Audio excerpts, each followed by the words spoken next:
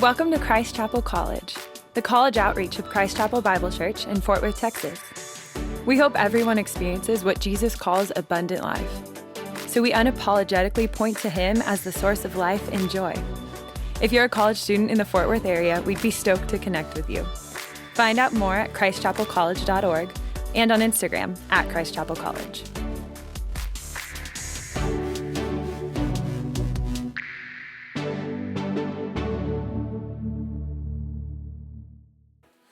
Morning, guys.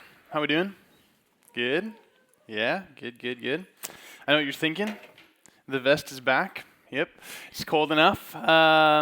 Hey, if we haven't met yet, my name is Zach, just one of the guys on staff. Super excited to be up here. Really excited, actually, for the passage that we're going to be in this morning. One thing I want to highlight again, Sarah said this in the intro, but we got a ton of Bibles in the back of the room. Never, ever want to miss the chance to say this when I'm up here. I think there's something really powerful that happens when we actually flip through a physical Bible. So there's 2 stacks on either side of the end of those farm tables. If you found your way to college without one, go ahead and grab one of those. Just flip through. God will meet you as you flip through those pages and read. So we're going to be in Mark 14 this morning. You can start flipping there now, Mark 14. And if you need a quick refresher, or if you're a parent in the room new here, we've been going through the Gospel of Mark all semester. So we started in Mark 1 back in the fall, and we've been going all the way through the Gospel of Mark. Gospel of Mark, another way you could say that, is the good news of Jesus Christ's life, death, and resurrection written down according to Mark. Just like the other Gospels, Matthew, Mark, Luke, and John are all eyewitness accounts of Jesus' life, death, and resurrection. And so we're in Mark 14, which is, we'll get there in a second. You can start flipping there now. Verses 32 through 42 is where we're going to be. And wanted to start with a quick story from my own life. I feel like this will set up well where we're going. So, 3rd grade was the first time that I went to summer camp, and it was a big deal. 3rd grade's pretty young, to be honest. I don't know that I would do that now, but it was a big deal because it was the first time that I spent more than a day and a night away from my family. And we went to this place in northern Minnesota, I'm from Minnesota, called Camp Chaminade. Big deal. Really, it wasn't a big deal. You know, you can picture just like the 10 cabins with the dining hall, the thin plastic mattresses, the 20-shot disposable Kodak camera.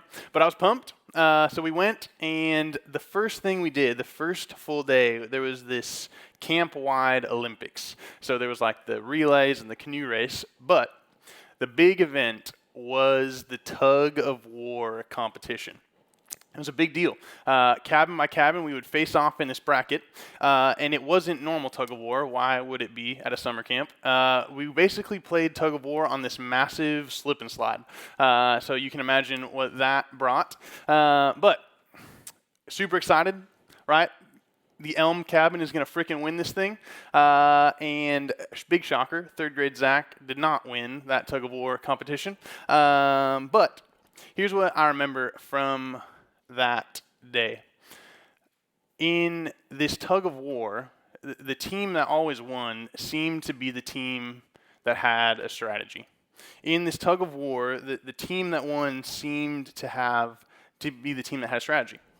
And in our text this morning, Mark 14, I just feel like that's what Jesus is talking to us about through this passage.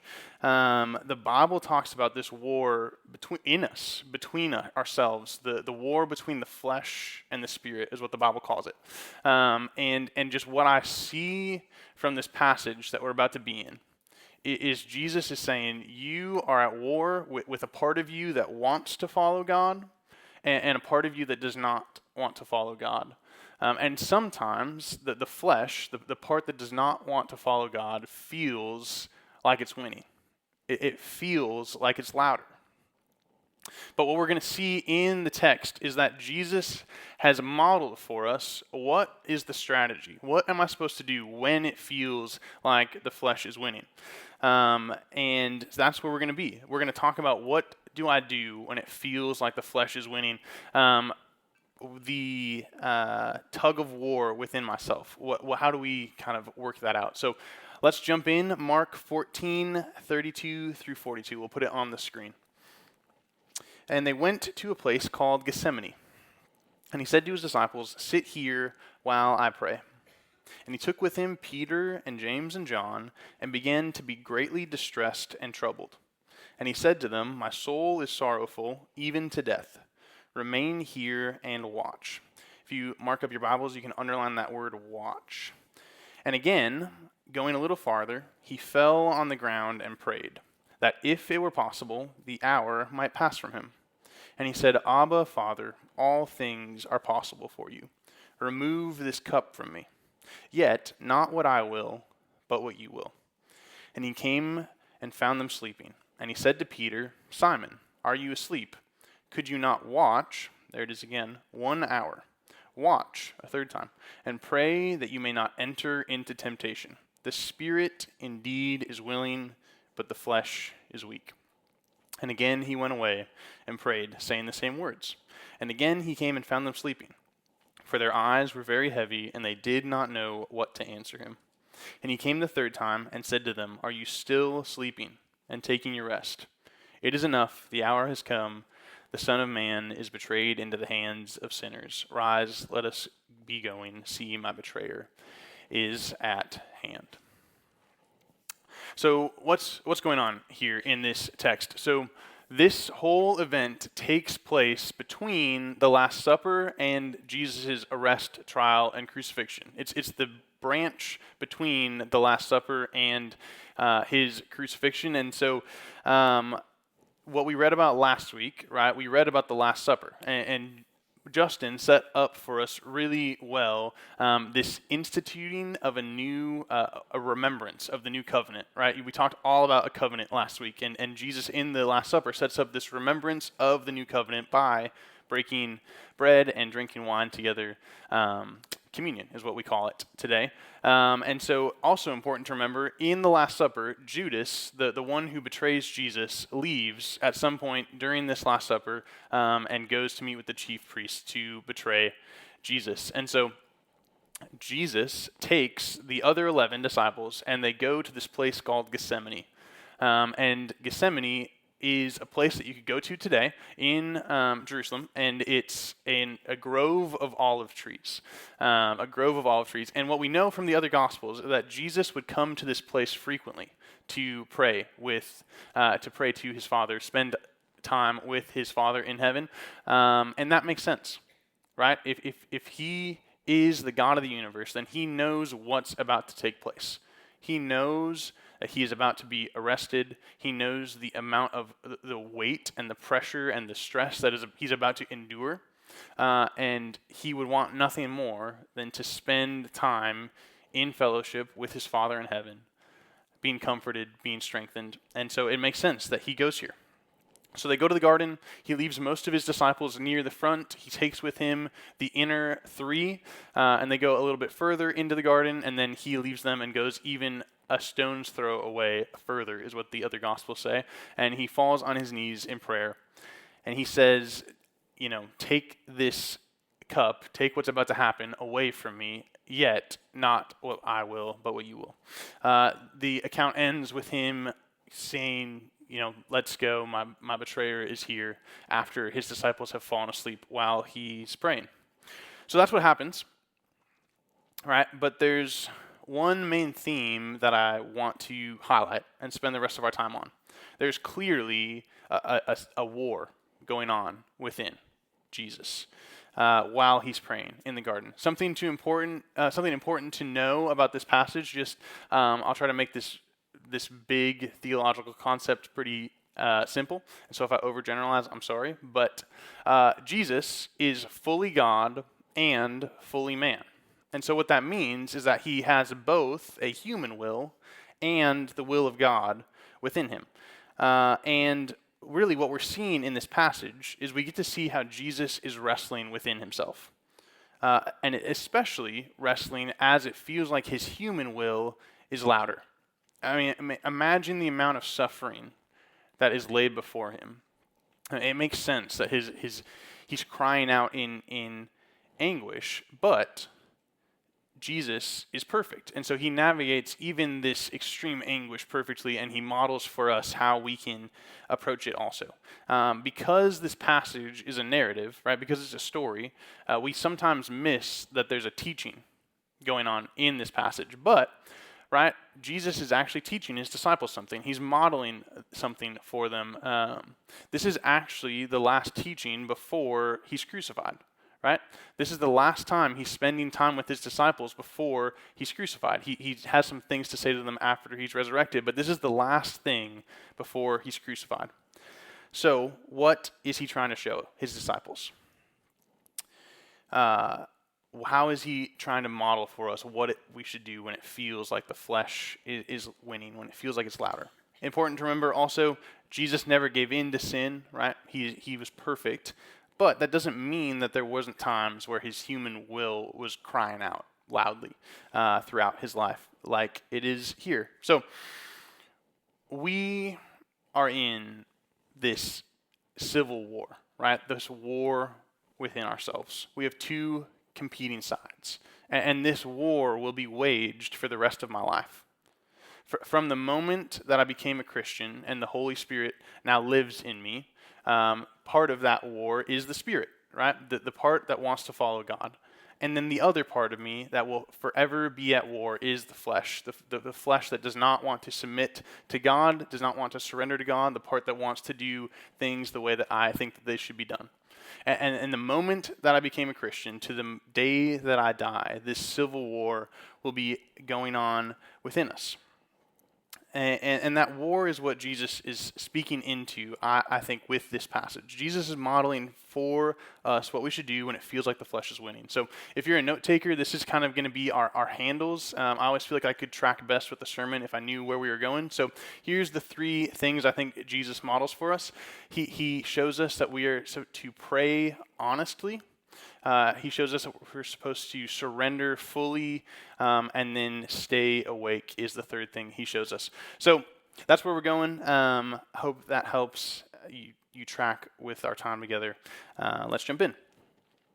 So first thing we see Jesus model for us in the garden is to pray honestly. Pray honestly. When it feels like the flesh is winning, pray honestly. And we see this both in verses 34 and 36.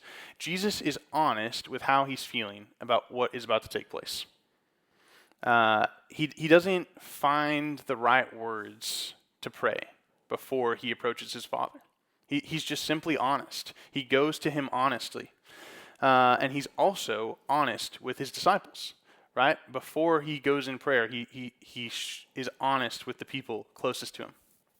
Jesus isn't actually asking if this is possible, right? Like, take this cup from me. He isn't asking from a place of unknowing, right? He's the God of the universe. He's not asking from a place of knowing. His words show us how much this is weighing on him. He's saying, I don't want to go through this if I don't have to. This is an immense amount of suffering in front of me. I do not want to go through it. He's being fully honest with God, and it's in that honesty where God meets him, comforts him, and ultimately strengthens him. And if I think about that for my own life, that is also true, right? The moments where I have felt a sweet fellowship with God are the times where there's maybe something before me that feels impossible, or there's something weighing on me, and I go to him honestly. And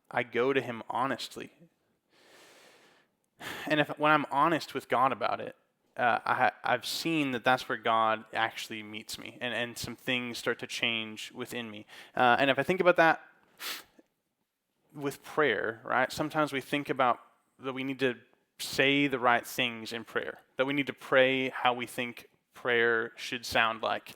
And God is actually not interested in us praying how we think prayer should sound. He would much rather us be brutally honest with our prayer.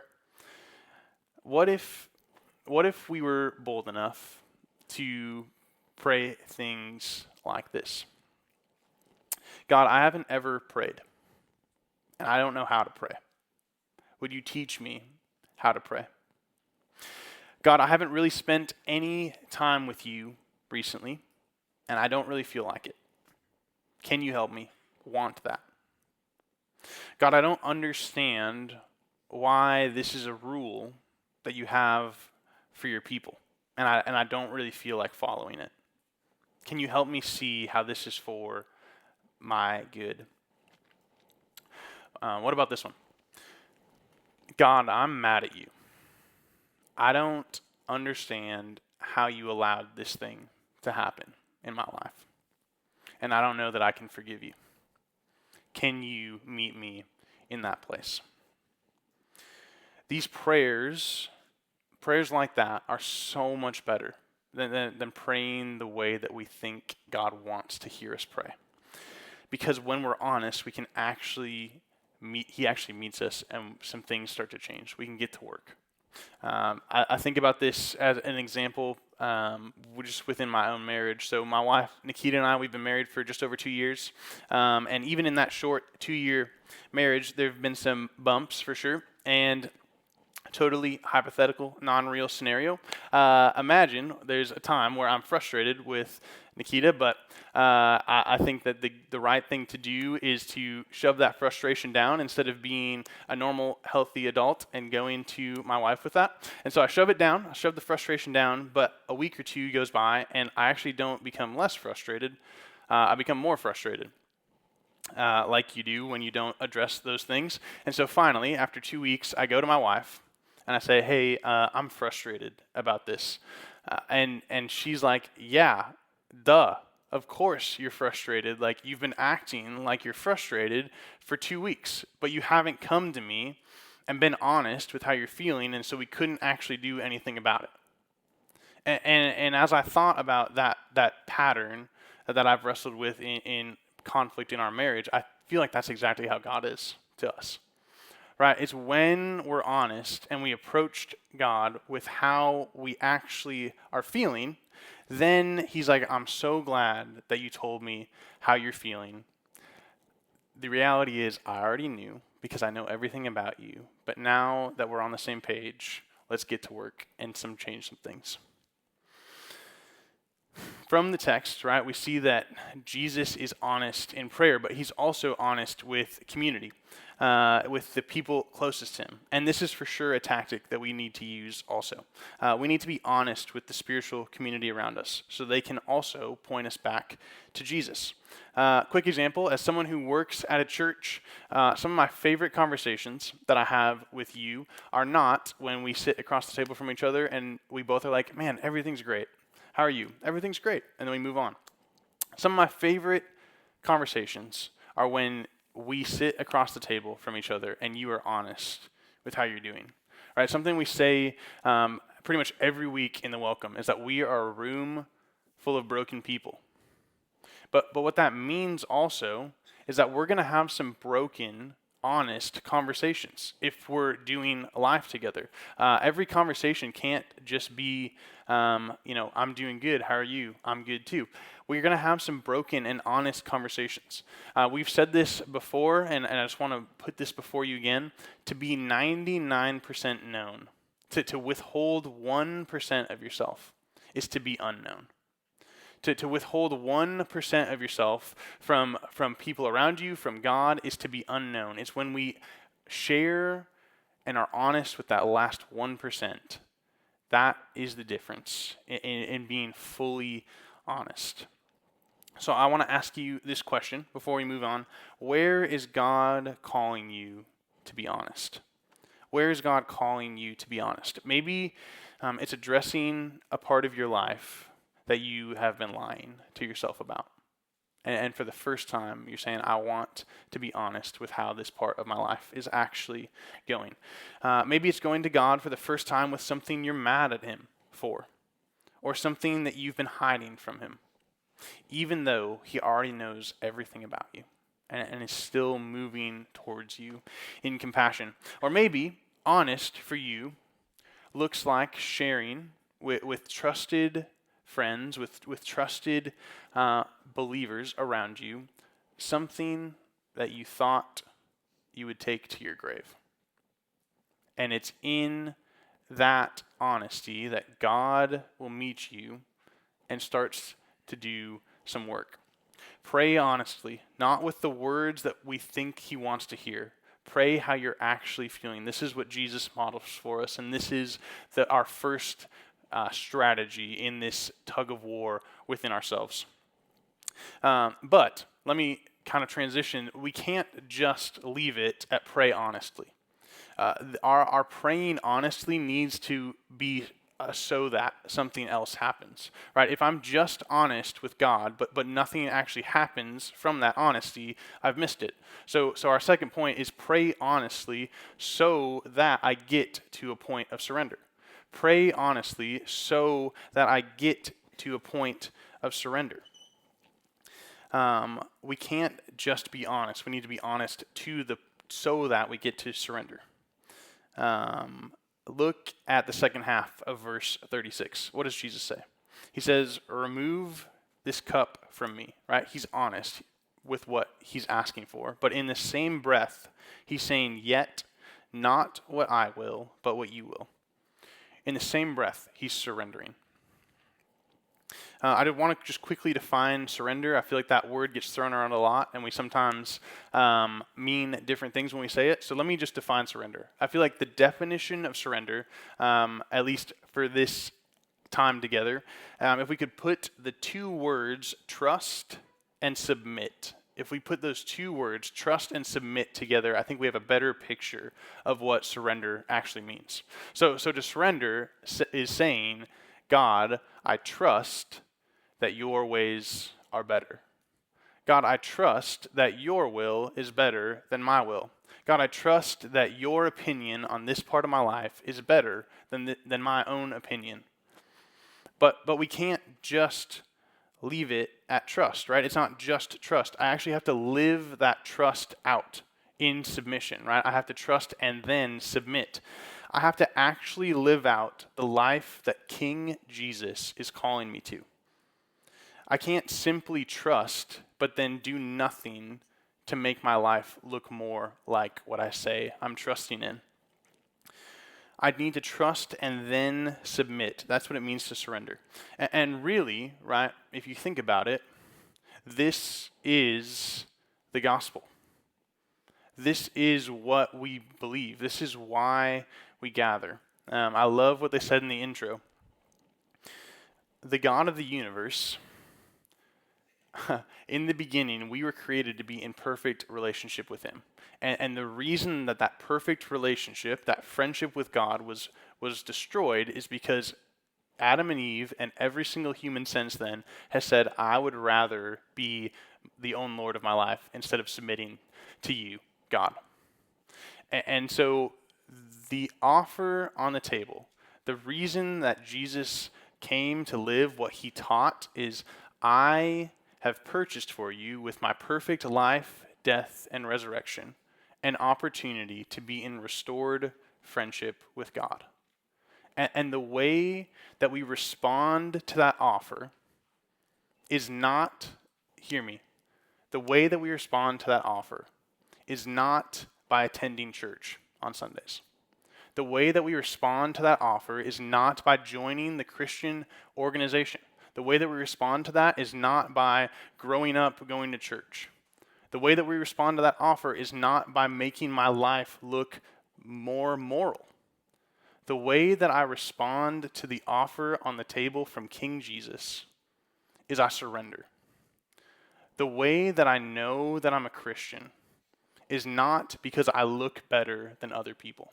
The way that I know I'm a Christian is because I can confidently say, I have surrendered my life to King Jesus. My life is no longer my own. He is the Lord of my life. That is how I confidently know that I'm a Christian. But it's not a one-time surrender. I think that first surrender is monumental, but it's not a one-time surrender. It is a daily surrender that gets played out over and over again. We need to train ourselves to think of the ways in our hearts, like what corner of my heart have I not yet surrendered? We need to constantly be thinking about the ways that I've not surrendered. That is at least what it looks like for me. I need to find the ways that I'm still holding on and then surrender. God, maybe this sounds familiar. God, I didn't know you had something to say about dating. Okay, I surrender. God, I didn't realize you cared about how I spent my money. Okay, I surrender. God, you care about my time, my friendships, my future career. Okay, I surrender. That's the Christian life. The Christian life is marked by continual surrender. It's giving up control and submitting to the will of the Father because we trust that His way is the only way that leads to life. And so I want to ask you a question again before we move on. Where is God calling you to surrender? Where is God calling you to surrender? Maybe you're in this room, and for the first time in your life, you're hearing that Christianity is not about moralism, or it's not about a religious structure. It's not about behavior. It's about surrender. And it's that surrendered life that leads to a life that looks different, but it starts with the surrender. And so maybe, for the first time, you understand that the invitation that Jesus has on the table is for you to surrender your life and follow Him. But maybe you've made that decision before, and Jesus is now simply poking at your heart, saying, have you actually surrendered this part of your life to me? Have you actually surrendered this part of your life to me? Maybe a part of your life that you feel like you've surrendered 1,000 times. And He's, through getting bored or drifting, you've realized that you have now taken that part of your life back under your own control. And I just feel like for me, it's the same thing over and over again. God, I see that I've taken this back, and I want to surrender it to you. And let me say this too. If you have never surrendered any part of your life, if you've never surrendered, then it makes sense that it feels like the flesh is winning, because it probably is. If you have never surrendered any part of your life to Jesus, then you are still the Lord of your life. And I love you enough to say that is not what Jesus is calling us to. He is calling us to a daily and continual surrender. The way that we push back, the way that Jesus models this overcoming, is by praying honestly to the point of surrender. So Jesus has modeled for us, pray honestly and pray to the point of surrendering fully. But what is the third thing that He shows us? The third thing that Jesus models for us in this fight is to stay awake. Stay awake. I'm going to put a couple of verses back on the screen. I had you underline that word watch. I actually think that a better translation of the Greek is stay awake. So let me read these verses for you. And He said to them, my soul is very sorrowful, even to death. Remain here and stay awake. And He came and found them sleeping. And He said to Peter, Simon, are you asleep? Could you not stay awake 1 hour? Stay awake and pray that you may not enter into temptation. The spirit indeed is willing, but the flesh is weak. Over and over and over again, not just in this passage, but in the whole Bible, one of Jesus' main things for us is that we need to stay awake. Stay awake. And reading this passage specifically, it's heartbreaking that the people closest to Jesus in this moment do not stay awake. I mean, imagine someone that you have done the last 3 years of your life with, spending every single day with them. And you are a stone's throw away from that person, and they are crying out in agony. They are on their knees in prayer. They're sweating blood. And you are so unaffected by that thing that is happening, a stone's throw away, that you fall asleep. I mean, that's what happens with Jesus and his disciples. I think it's the reason that Jesus does not use the name Peter when he's talking to Peter. He uses the name Simon. The reason that that's important is because when Peter started following Jesus, his name was originally Simon. And Peter renames him to Peter. And so Peter is the name that Jesus is thinking of over these last 3 years. Simon is the name of a stranger. And so when he's saying to Peter, Simon, he's saying, you feel like a stranger to me. What has happened is so impersonal. And there's this thing that happens in verse 40 also, where Jesus returns to them the second time, and he finds them asleep. And this time, there's no words that are exchanged, right? He's just standing before the disciples, seeing that they have fallen asleep. They see that he's standing over them, and there's no words shared between them. I never want to be in that position where I'm standing before the God of the universe and I have nothing to say. Not that I'm speechless out of an awe for him, but I'm speechless knowing that I've failed him. I never want to be standing before the God of the universe having nothing to say. And honestly, that thought is the way that I fought a lot of sin in college. If we believe that Jesus could come back at any moment, do I really want to be doing that thing when Jesus comes back?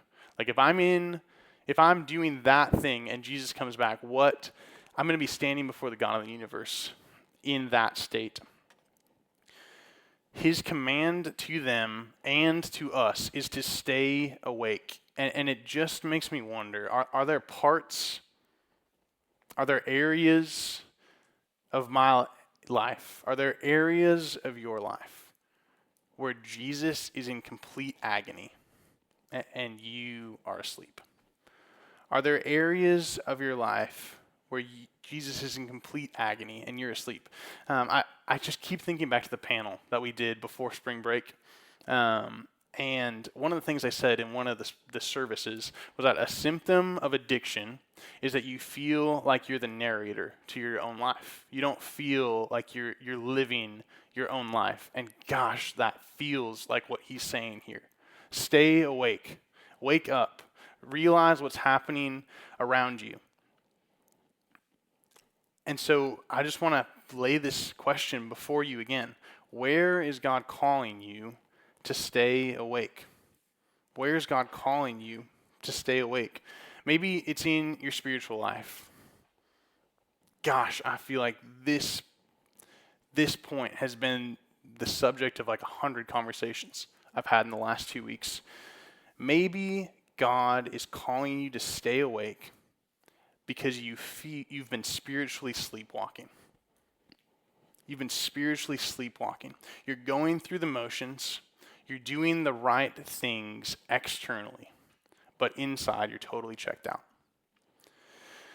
Maybe you've numbed yourself. Maybe you're so overwhelmed or burnt out or disappointed that you've stopped paying attention to what God is doing in your life right now. Maybe there's areas of your life where Jesus is in agony, begging you to wake up, and you're just asleep. Maybe there's areas of your life that are completely destroying you and robbing you of life abundant, and Jesus' plea is stay awake, wake up to what is happening. And as I was thinking about how to close this point and close this message, honestly, and I think what I was wrestling with is I can say all of these things. I can say these things. You're hearing me say these things. But there's going to be some of you that are hearing me, and maybe it's even resonating with you. But we're going to leave this place, and nothing is going to change. And I can't change that. I can't do that for you. I think Jesus' plea is do something about it, right? Stay awake. And so let me just close with this. Yeah, let me just close in this way. I want you walking away knowing that Jesus has given us a strategy, right? He's given us the battle plans. And it's our job now, fueled by the Holy Spirit, to get in the game and actually do it. He has shown us that we are to pray honestly, we are to surrender, and then stay awake.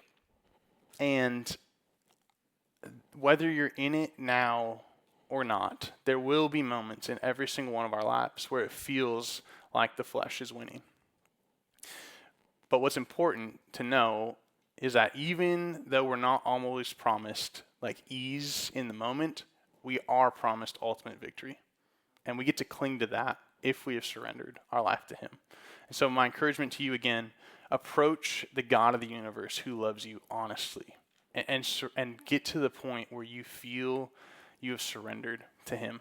And then stay awake. Go throughout your life constantly looking for ways that you are prone to wander, constantly looking for ways that you are prone to leave him, and continually go back to what he is calling us to. Let me pray. Father, you're kind to give us passages like this that maybe make us feel uncomfortable seeing the God of the universe in flesh, in agony. And just pray that the encouragement would be that the pain and suffering that he is about to endure, what he is in agony over, he is going through because he loves us. What he's about to endure is to purchase for us that restored friendship. And so, God, I just pray that we would respond. I pray that we would respond by being honest with you, not making our prayers sound like you think they should, God. I pray that we would surrender, that we would see that a life with you is a life marked by surrender. And then we would constantly be staying awake, that we would never feel like we're in this spiritually sleepwalking. Gosh, I do not want that. Show the areas of my life where I have fallen asleep, and just call me back with the invitation that is not condemning, but it's an invitation fueled by compassion that just says, I want more of you. Help us to respond in that way. We love you. Amen.